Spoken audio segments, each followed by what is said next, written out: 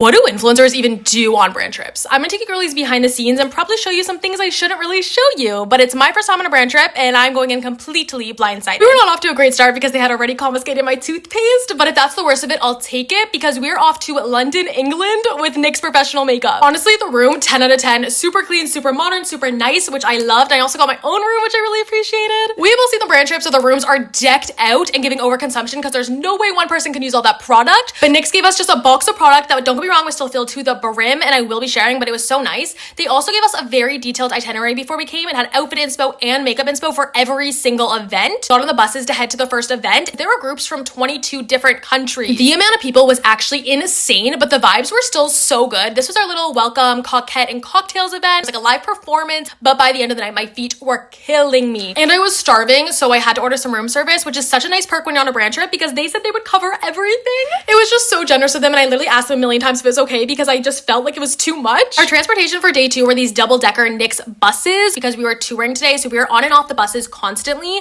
Our first stop was Westminster Abbey, and they're like, okay guys, go roam, have your fun. You get 30-40 minutes to just roam, obviously to get a souvenir. Then we wandered over to Big Ben, and we got some pictures at a telephone booth. I honestly don't know how everyone made it back to the buses on time. We stopped by Buckingham Palace on our way to high tea. Here's me almost breaking my ankle. Then we went to high tea. It was giving Bridgerton, which makes sense because this was their NYX x Bridgerton brand trip, but the little sandwiches, I ate those up. Then I got in my own little Uber, which they gave us 20 free Ubers each, and I went to this little shopping district. Honestly, I have no idea where it was, but I found this cute vintage store, got a little Hawaii Maui t-shirt because when in London, get a Hawaii t-shirt. I don't know. You know I had to stop at the Brandy Melville. Like, my goal is to visit every single Brandy Melville. I got myself a cute little London tank, then headed back to the hotel and got ready for the event of the night. This event was actually in the hotel, which was super nice because when I got too tired, I just got to dip. But it was so beautiful, so fun, drinks and apps, and we got to see a presentation of the 2026 NYX launches, which are on my face here, but I can't tell you girlies anything, which I know is so annoying, but I got to take some home with me. Let's just say obsessed is an understatement. On day 3, I got breakfast in the room, and then we headed off to our first event, which was a masterclass held by Mimi. I really hope I'm pronouncing her name right. She is such a talented makeup artist. Her looks were insane. Then a couple of us Canadian girls ordered an Uber and headed over to the London Bridge to make some TikToks, as influencers do, because we needed to. It actually wasn't the London Bridge, it was the Westminster Bridge, but same thing. Rush back and get ready for the masquerade ball we had tonight. This was like the main event of the trip. They decked this thing out to the max.